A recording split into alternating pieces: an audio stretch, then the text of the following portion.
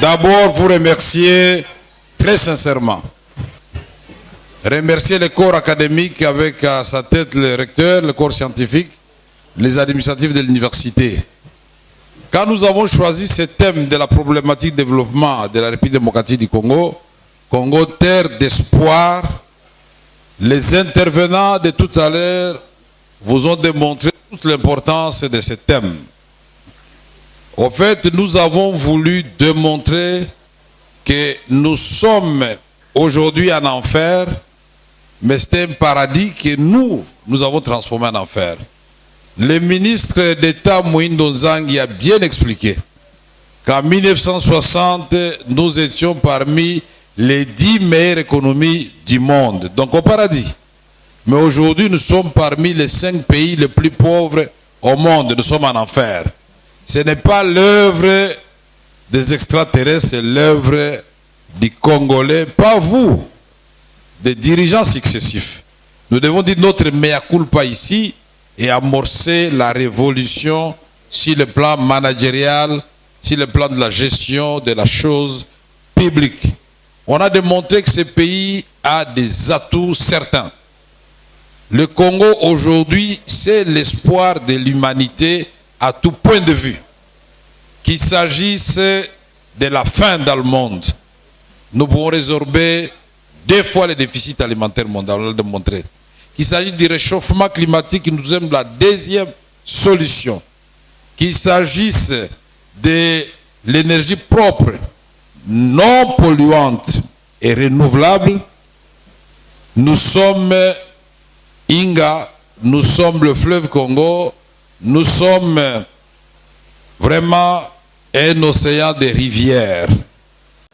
L'honorable président de l'Assemblée ici, chers collègues, professeurs, messieurs et mesdames honorables députés nationaux et sénateurs ici dans la salle, mesdames et messieurs les hauts magistrats ici dans la salle, messieurs les recteurs de l'Université de Kinshasa, mesdames et messieurs les membres du comité de gestion de l'UNIKIN, mesdames et messieurs les professeurs, membres du corps académique et chers collègues, mesdames et messieurs le chef de travaux, assistants, doctorants et autres membres du corps scientifique, chers camarades étudiantes et étudiants, listés invités, mesdames et messieurs.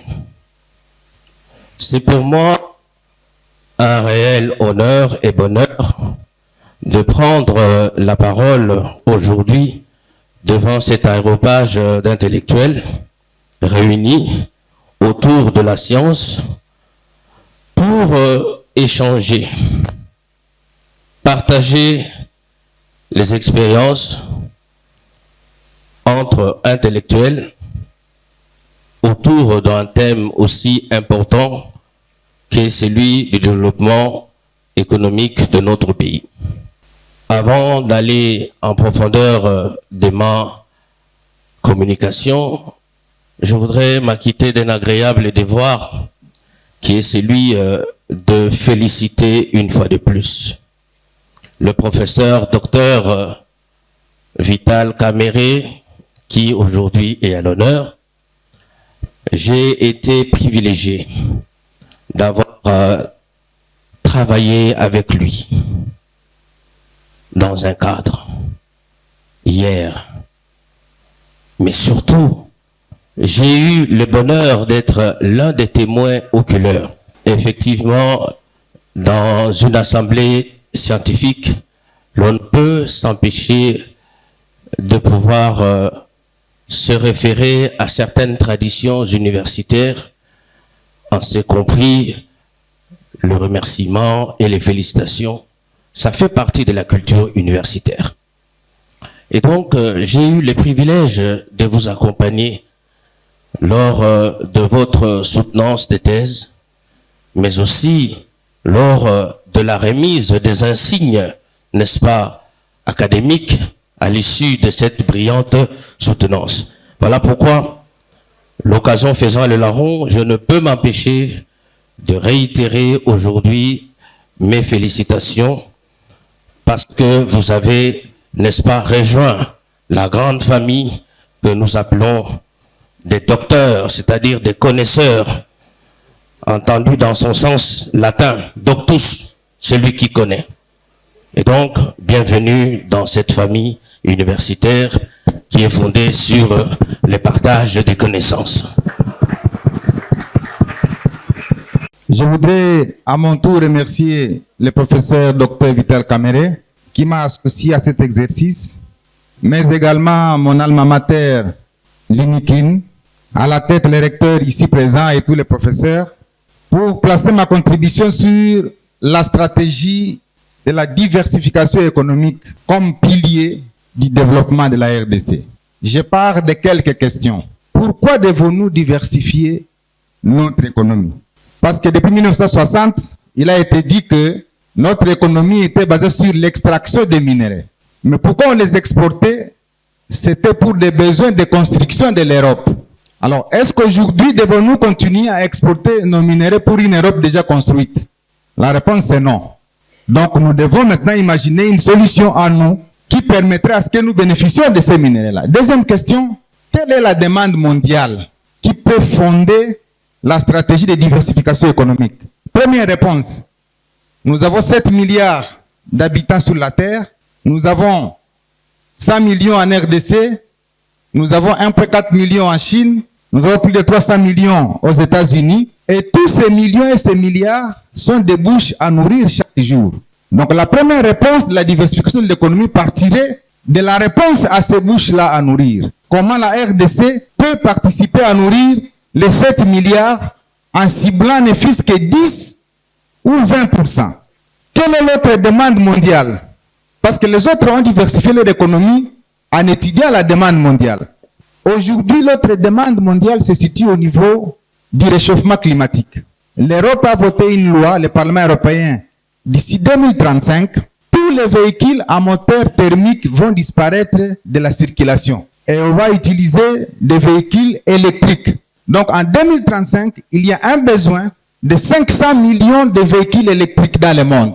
Voilà une demande mondiale qui doit motiver une diversification. Et il arrive que la République démocratique du Congo, c'est le pays où se trouvent les éléments qui entrent dans la composition de ces batteries électriques en vue des véhicules électriques. Il s'agit, du cobalt, dont nous avons 70% des réserves mondiales. Il s'agit du lithium, que nous avons à Manono, dans les Tanganyika et dans les Olomami.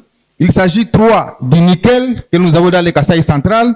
Il s'agit du manganèse, que nous avons dans les Lualaba. Vous vous rappelez de Kisenge manganèse. Ces 4 minéraux combinés constituent une réponse immédiate à la demande mondiale de 500 millions en 2035 de véhicules électriques. Donc c'est comme ça que nous devons construire notre politique de diversification économique. Et donc je voudrais revenir ici à la thèse qui disait que, parce que la beauté de la science c'est aussi la contradiction, qui disait qu'à la fois il n'y a pas de leadership ou de leadership visionnaire, gestionnaire et stratège. Non, ce que je vais développer traduit qu'il y a un leadership visionnaire, stratège et gestionnaire. Parce qu'effectivement, nous avons déjà produit ce qu'on appelle le plan directeur d'industrialisation, qui a 6 composantes principales. Pour que la RDC s'industrialise, il y a 6 composantes sur lesquelles nous devons axer notre pilier, notre politique économique. Première composante, ce sont les infrastructures routières. Nous avons identifié toutes les routes qu'il faut construire en République démocratique du Congo et nous les avons évaluées déjà. Elles coûtent autour de 22 milliards de dollars. Si ce montant est disponible, eh bien, nous assurons l'interconnexion de l'ensemble de la République. Parce que même si nous construisons des industries, même si nous faisons tout ce que nous pouvons faire, sans interconnexion routière, eh bien, on ne saura pas évacuer nos produits vers les grands centres de consommation et vers l'extérieur. Deuxième composante du plan directeur, c'est des composantes ferroviaires. Nous avons déjà listé tous les segments des chemins de fer qu'il faut construire sur l'ensemble du pays et tous ces segments ont un coût estimatif de 9,1 milliards de dollars. Troisième composante du plan d'industrialisation, c'est la composante aéroportuaire. On a trouvé que le pays, c'est 2 millions de kilomètres carrés. Si on ne sait pas se dépasser par la route ou par les chemins de fer, il faut relier le pays par des aéroports prioritaires et nous les avons listés, dont le coût est à 1,2 milliard de dollars. Quatrième composante, nous sommes traversés par un boulevard qu'on appelle le fleuve Congo. On a listé tous les ports importants qu'il faut construire sur l'ensemble du fleuve pour assurer le transport des marchandises et le coût est de 2,5 milliards. Cinquième composante, ce sont les infrastructures énergétiques. Nous avons listé toutes les centrales hydroélectriques à part Inga, parce que nous ne sommes pas d'accord que seul Inga puisse développer le pays. Parce que même si on a 15 000 mégawatts ici dans Inga, ça ne peut pas arriver à Aru ou à Nituri, ça ne va pas arriver peut-être dans les bases où elle est, ça ne va servir qu'ici et la demande régionale. Mais nous avons listé un ensemble de microcentrales disséminées sur l'ensemble du pays qui peuvent être des incubateurs du développement économique de chaque espace et le coût à part Inga c'est 2,2 milliards. Et la dernière et sixième composante, c'est la composante zone économique spéciale. Nous avons essayé un peu de subdiviser la République en 6 espaces industriels selon le profil économique de chaque espace et nous avons défini alors les modèles économiques parce que les profils nous déterminent les modèles économiques à construire dans chaque espace. Et donc ces outils-là, qui sont des composantes, sont des éléments qui traduisent le leadership, qui traduisent la vision. Honorable Président de l'Assemblée nationale, mes chers collègues professeurs, Monsieur le recteur de l'Université de Kinshasa, chers professeurs, camarades étudiantes et étudiants, bonjour. Nous sommes très honorés d'avoir été associés à ces forums scientifiques sur une question d'une importance capitale pour notre pays, classé aujourd'hui parmi les 4 pays les plus pauvres du monde, mais qui bénéficie d'une grâce et d'une potentialité qui les qualifie parmi les pays les plus riches au monde, sinon, selon un certain scientifique, le pays le plus doté au monde. Cher professeur Vital, félicitations pour votre exposé qui essaie de faire une analyse structurelle et historique du processus du sous-développement dans lequel se trouve la RDC. Je dis bien un processus de sous-développement. La thèse que nous soutenons, c'est la théorie des leadership, chers amis. C'est une théorie qui fait ses avancées dans le monde scientifique et dans le monde professionnel.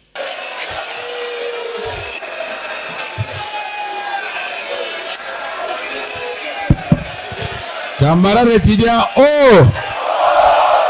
Ça devient intéressant, n'est-ce pas?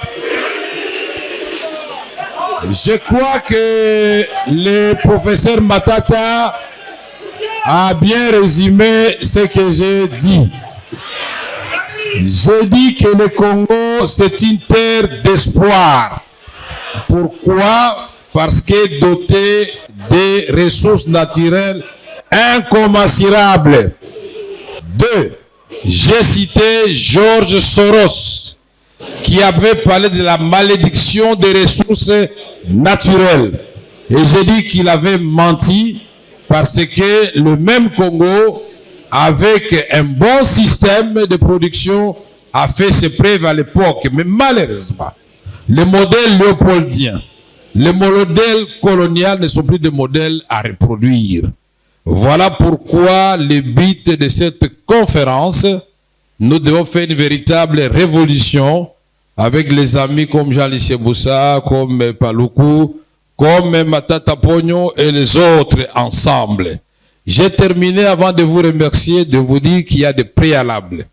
J'ai parlé de la gouvernance, sauf que le professeur Matata dissocie le leadership de la gouvernance. Mais moi, j'ai dit que le leadership,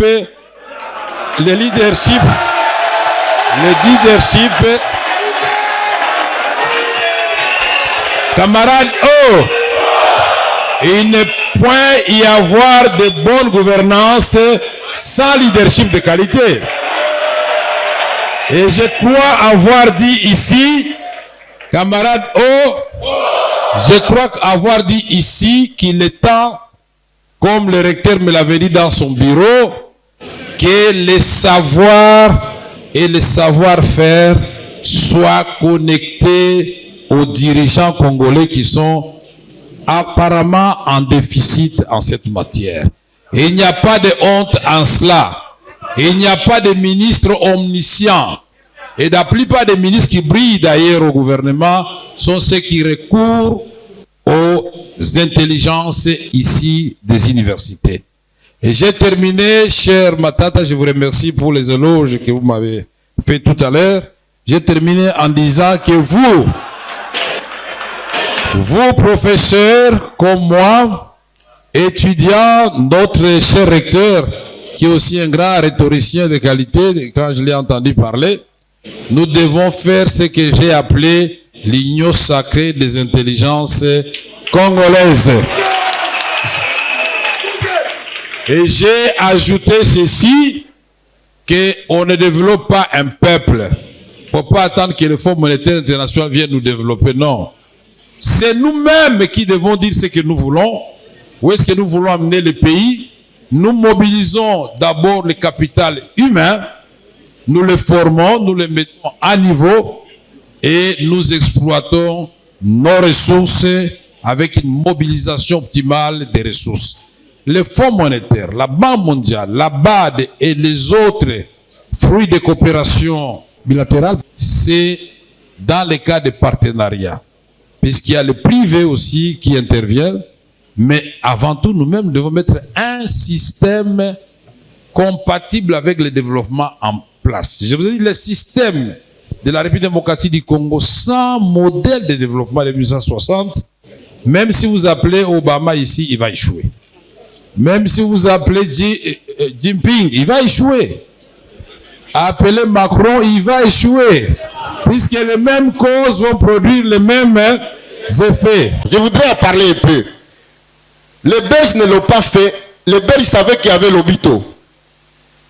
Ils avaient la possibilité de prendre les minéraux de Kolwezi pour les ramener à l'Obito. Ils ne l'ont pas fait. Ils ont tout fait pour créer une interconnexion qui permette aux minéraux qui quittent le Katanga de sortir par Matadi. C'est-à-dire, si le long de cette longue route, il s'est créé des emplois, c'est ainsi que 60% des emplois publics qui étaient créés à cette époque, c'était dans le domaine des transports. Les Belges avaient la possibilité d'ouvrir les fleuves de Ubundu à Kisangani, puisque c'était facile à faire. Ils ne l'ont pas fait. Ils ont voulu mettre un port à Kisangani, un port à Ubundu, pour permettre que dans ce travail-là, ce travail gigantesque de logistique maritime et ferroviaire, ils puissent engager des Congolais. C'est ainsi qu'à cette époque, nous étions en situation de plein emploi. Est-ce que vous savez combien de milliards de dollars nous perdons chaque année pour le transport des minéraux qui passent par la Zambie, par le Zimbabwe et par l'Afrique du Sud? Ils ont construit des bonnes routes. Je vais vous donner par exemple une anecdote. Vous savez, la dernière guerre que nous avons ici de M23 à Goma, elle a été déclenchée à la suite des projets que le chef de l'État, avec le chef de l'État ougandais, voulu faire de Bunagana, asphalter Bunagana à Goma. Ça, c'est la cause immédiate de cette guerre de M23. Le président Kagame a signé des contrats de BOT pour la construction de ces routes sur base de péages qui sont payés par les Congolais qui passent par les Rwandais. Et donc, lorsque la RDC décide d'asphalter la route Bunagana-Goma, il se retrouve en difficulté de pouvoir rembourser des gros montants qui se sont empruntés. C'est ainsi qu'immédiatement, le jour du lancement du projet, la guerre a éclaté et Bunagana a été pris. Donc c'est pour vous dire l'enjeu de réveiller ces circuits de transport interne dans notre pays pour pouvoir nous développer. Alors, pour ce qui me concerne le développement rural, je ne vais pas parler de beaucoup de choses. Je vais vous dire seulement quelle est la stratégie qu'on peut faire. En tant qu'expert et spécialiste de cette question, il y a d'abord le désenglavement du pays. Je ne parle pas de domaines qui ne me concernent pas. Vous savez que les routes nationales comme les routes provinciales ne sont pas du ressort du développement rural. Mais pour ce qui est du désenglavement du pays, moi, je vais me concentrer à deux choses. La première chose, ce sont les voies navigables des dessertes agricoles. Les gens ne le savent pas peut-être. Ce pays, c'est un pays spécial. Il n'est pas comme les autres pays. Nous crions partout que nous n'avons pas de route, on ne sait pas transporter nos marchandises, alors que déjà par les voies navigables, 94 territoires sur 145 sont désenclavés. Et ces voies navigables n'ont pas besoin d'autre chose, puisque vous pouvez quitter aujourd'hui avec votre bateau, vous arrivez à Nomba à 45 km de Bujimaï. Même aujourd'hui, il y a des bateaux qui vont là-bas. Vous pouvez quitter ici et vous arrivez à Bafouassende avec votre bateau, en passant par la Linde. Vous pouvez quitter ici et vous arrivez à Bangui avec votre bateau. Tout ce que cela demande, c'est que nous puissions faire de petits travaux, et le ministre Julien en a parlé ici, des travaux de balisage. Et vous savez, ça coûte combien? En tout cas, pour les réseaux qui me concernent, les réseaux de voies de cette agricole, c'est 11 300 km du réseau de cette agricole et puis 8 000 km pour les réseaux qui dépendent du ministère des Transports. Pour ce qui me concerne, 11 000 km pour les baliser. Nous avons l'expertise ici au Congo, pas des étrangers. Ça va nous coûter seulement 80 millions de dollars américains. Donc avec les 80 millions de dollars américains, nous sommes capables déjà, sans faire d'autres travaux, de désenclaver par les voies fluviales, les routes, les voies navigables des desserts agricoles. Donc quand je parle au président de l'Assemblée nationale qui est à côté de moi, je dis, je vais présenter ce projet au gouvernement, aidez-moi à obtenir 80 millions. Moi, si je les vole, on me met en prison. Mais si nous avons ça, nous désenclavons déjà 94 territoires sur les 145. Ça représente 65% de l'étendue du pays qui est seulement par les voies navigables des affluents de notre fleuve. Et puis les routes de dessert agricole, ça sera plus facile pour nous de connecter ces routes de dessert agricole aux petits ports. Aux petits ports dans chaque territoire, il nous restera la province de Haut-Touélé, la province de l'Ituri, la province du Nord Kivu, une partie de la province du Maniema, la province de Tanganyika, la province du Haut-Katanga, la province de Lualaba, la province de Lomami, une partie, et puis le Congo central.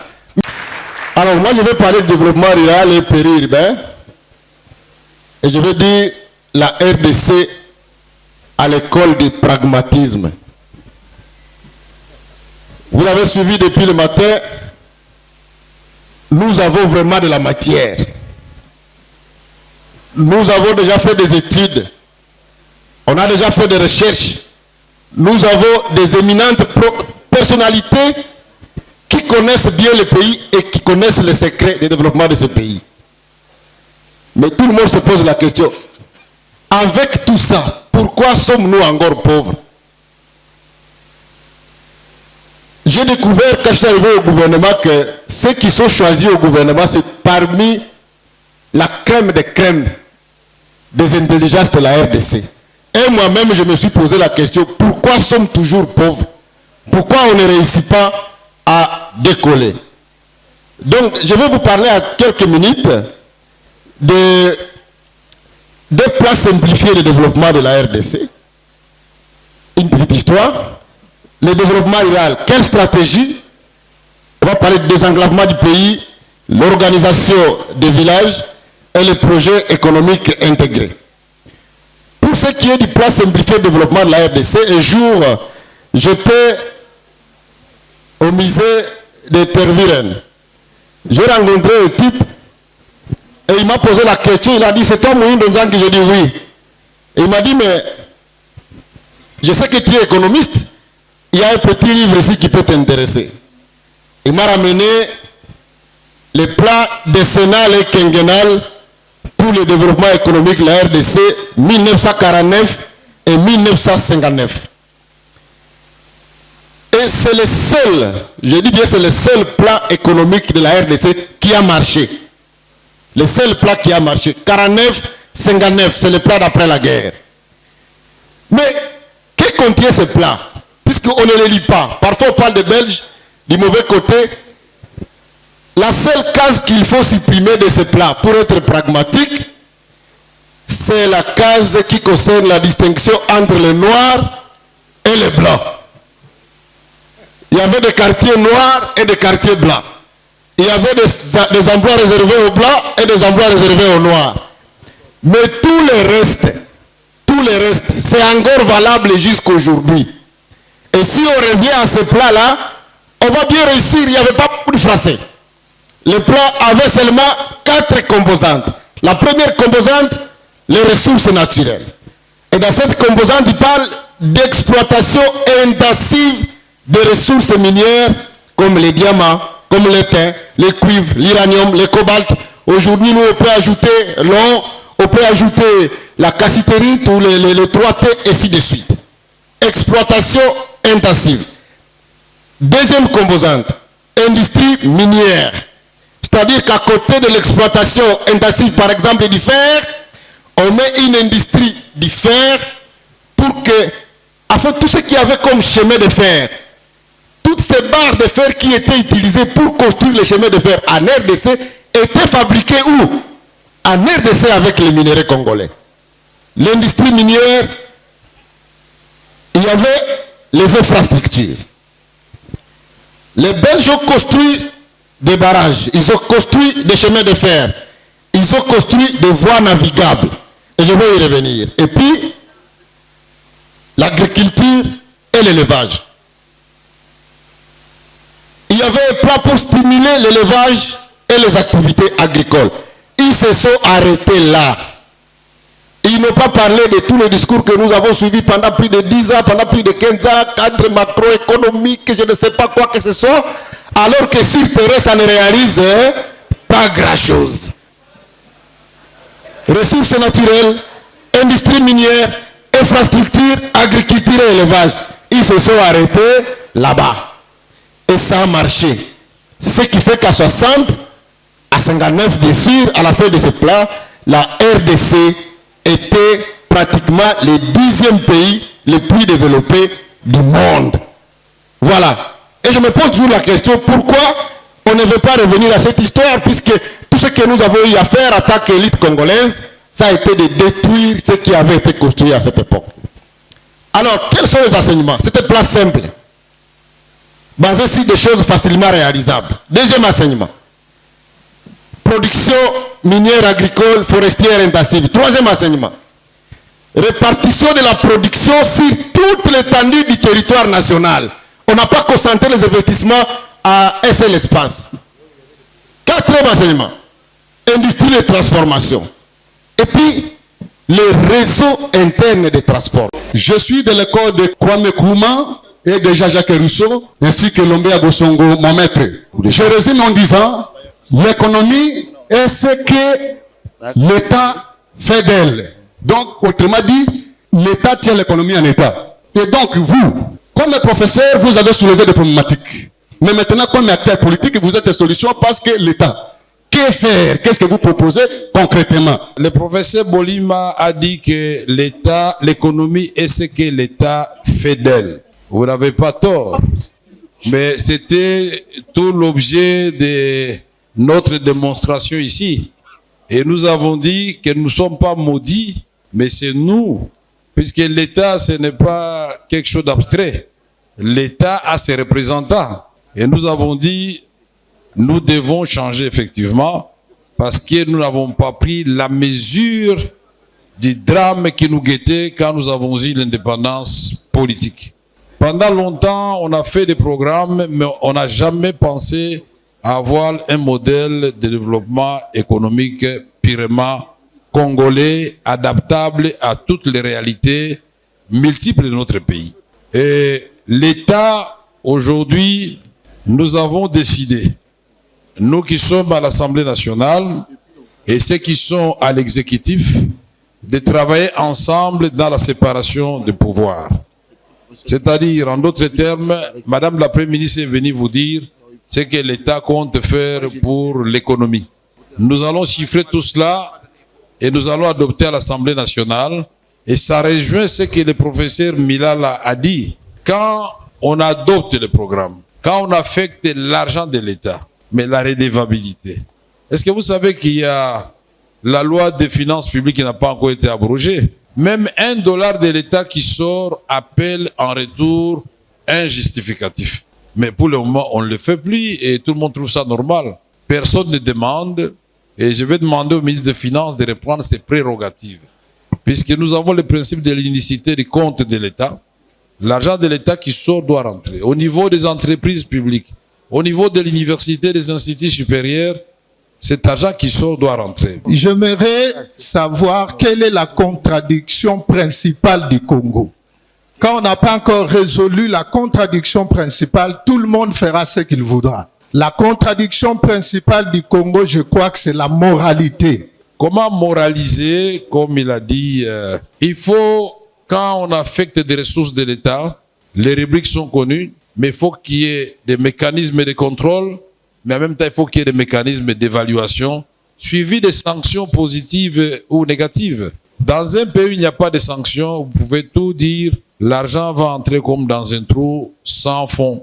Et ça, c'est très important. Il a posé la question à Jean Lucien, mais il a dit quelque chose de très important. C'est une recommandation. Monsieur le recteur, il a dit que de tout ce que nous faisons ici, il faut en tirer des propositions. S'il vous plaît, vous pouvez organiser un atelier multidisciplinaire pour tirer des vraies propositions pragmatiques de tout ce qui a été dit aujourd'hui. Nous sommes prêts à financer cet atelier-là, où il y aura professeurs, chefs de travaux, assistants et représentants des étudiants. Comme ça, ça va nous retourner sous forme de contribution de l'université.